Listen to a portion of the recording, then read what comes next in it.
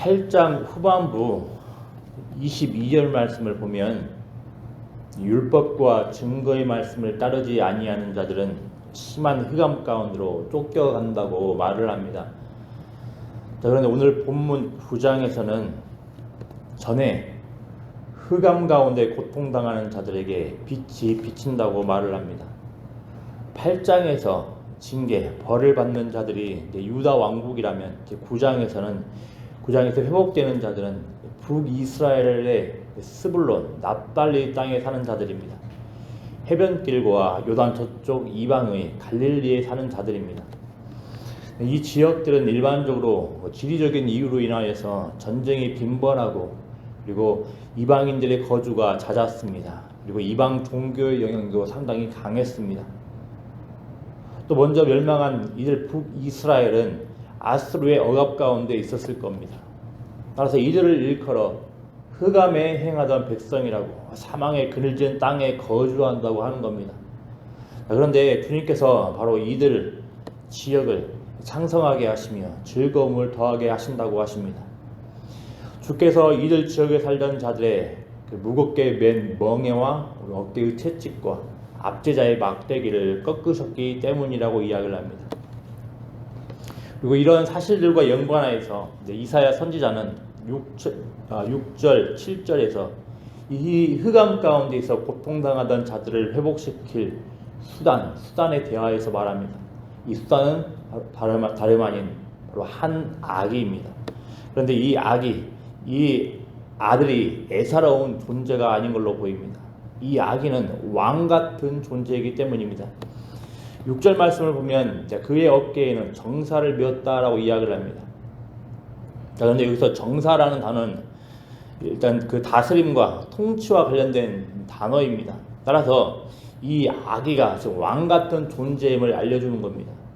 또 7절에서도 이 아기가 다윗의 왕좌 위에서 영원히 다스린다고 말씀을 하고 있습니다.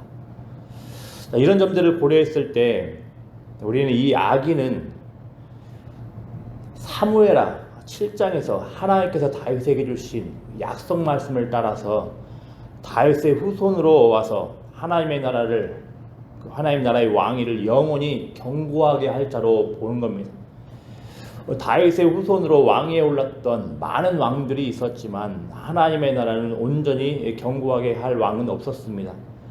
특별히 현 문맥을 고려했을 때 유다 왕국의 아하스 왕은 정의와 공의의 통치를 하지 못하고 있었고 하나님이 아닌 아수르를 의지하며 유다 왕국을 파국으로 몰고 가고 있었습니다.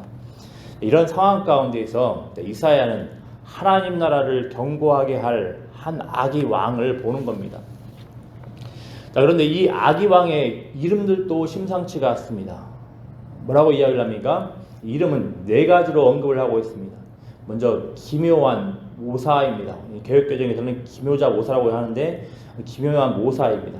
여기서의 기묘한은 어떤 신적 영역에 속하는 놀랍고 비범한 어떤 지혜와 어떤 행하는 것들을 일컫는 겁니다.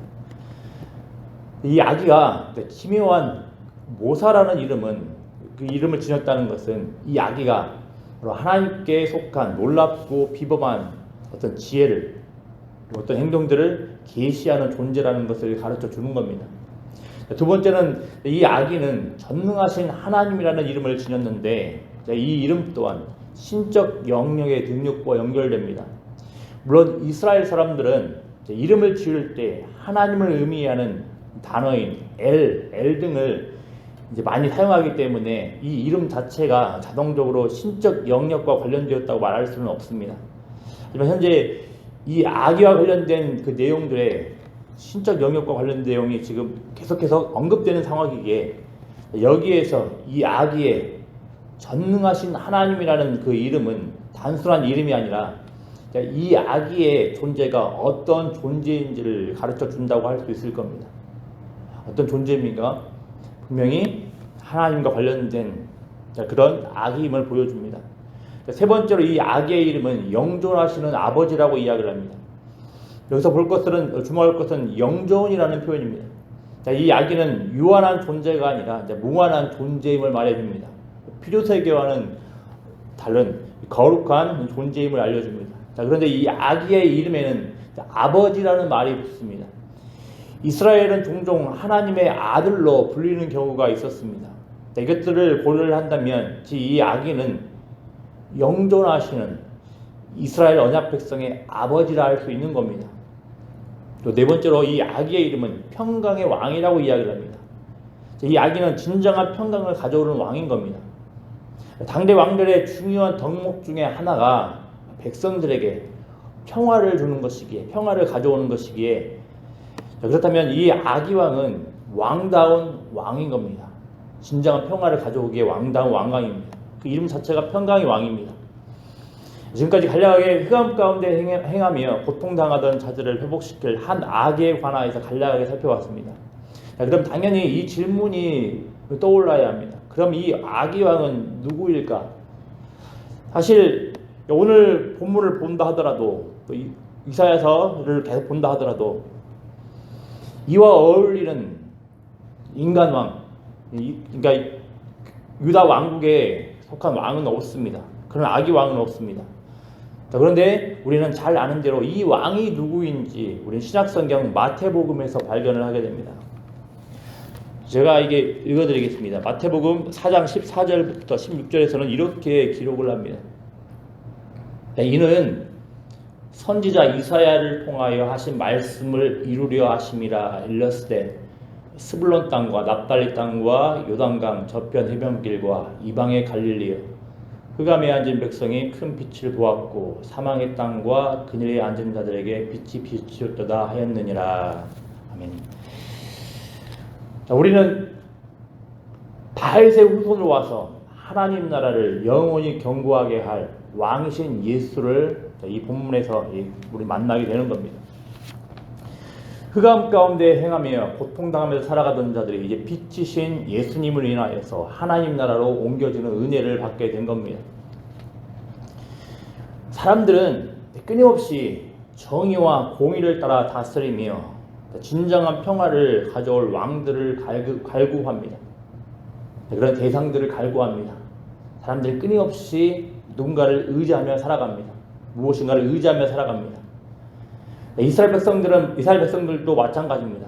그들은 자신들을 평화 가운데로 이끌 다윗의 후손들을 기다렸고 기대했을 겁니다. 하지만 이 기대와 열망은 가능성이 없어 보입니다. 인간적인 관점을 봤을 때는 이 땅에 참된 평화는 없어 보입니다. 흑암의 고통에서 벗어날 수 있는 길은 없어 보입니다. 하지만 우리는 꼭 이것을 기억을 해야 되겠습니다. 7절 하반부 말씀을 좀 보십시오. 이게 7절 하반부 말씀을 보십시오. 뭐라고 기록되어 있는지. 만군의 여호와의 열심히 이를 이루시리라. 아멘.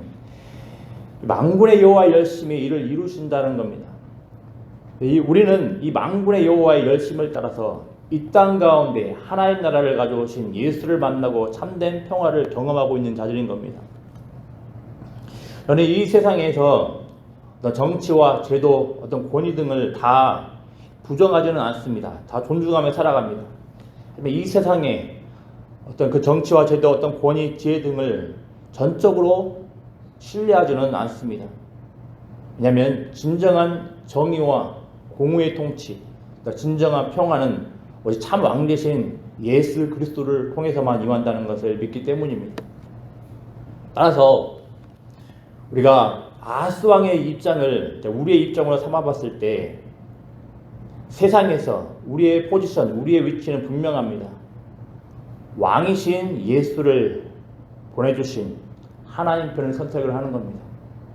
왕이신 예수를 보내셔서 진정한 평강을 가져올 분이 누구인지를 가르쳐 주신 하나님 편을 선택하는 것이 정말로 이 땅을 살아가는 지혜로운 길이며 참다운 평강을 누리며 사는 길임을 믿으시길 바랍니다. 네, 기도하겠습니다. 아버지 하나님, 흑암 가운데 행하며 고통당하던 자들을 그냥 내버려두지 않으시고 우리를 긍휼히 여겨주셔서 하나님의 약속 말씀 따라 우리의 왕 되신 예수 그리스도를 보내주심에 참으로 감사를 드립니다. 아버지 하나님, 본질적으로 항상 무엇인가를 의지하며 살아가는 우리들이 다른 것들을 의지하지 않고 우리 주님만을 의지하며 살아갈 수 있도록 은혜 더하여 주시길 소망합니다. 아버지 하나님, 주님을 의지하지 않고 다른 것들을 쫓아갈 때 평강과 안전이 아니라 오히려 고통과 괴로움이 임한 것을 우리가 꼭 기억하며 오직 주님만을 의지하며 살아갈 수 있도록 은혜 더하여 주시길 소망합니다. 아버지 하나님, 더불어 이 땅 가운데 살아가는 주님의 백성들이 이제 하나님께서 이 아기를 우리 가운데 보내셔서 참다운 왕이 누구신지를 늘 보여주셨다는 그 사실들로 인하여서 우리가 늘 경험하며 살아갈 수 있도록 은혜 더하여 주시길 소망합니다. 늘 하나님의 말씀과 기도 가운데 참다운 왕이 누구인지를 우리의 삶을 통하여서 늘 경험하며 살아갈 수 있도록 은혜를 더하여 주시고 우리의 삶을 통하여서 우리의 입술을 통하여서 이 땅 가운데서 참다운 평강과 참다운 안전을 가져오실 분이 누구인지를 증가하며 살아갈 수 있는 복된 우리 광주 영광교회 성도들 될 수 있도록 은혜 더하여 주시길 소망합니다. 예수 그리스도의 이름으로 기도드리옵나이다. 아멘. 하늘에 계신 우리 아버지여, 이름이 거룩히 여김을 받으시오며 나라의 마옵시며 뜻이 하늘에서 이룬 것 같이 땅에서 이루어지이다. 오늘날 우리에게 일용할 양식을 주옵시고 우리가 우리에게 죄 지은 자를 사하여 준 것 같이 우리 죄를 사하여 주옵시고 우리를 시험에 들게 마옵시고 다만 악에서 구하옵소서. 대개 나라와 권세와 영광이 아버지께 영원히 쌓옵나이다. 아멘.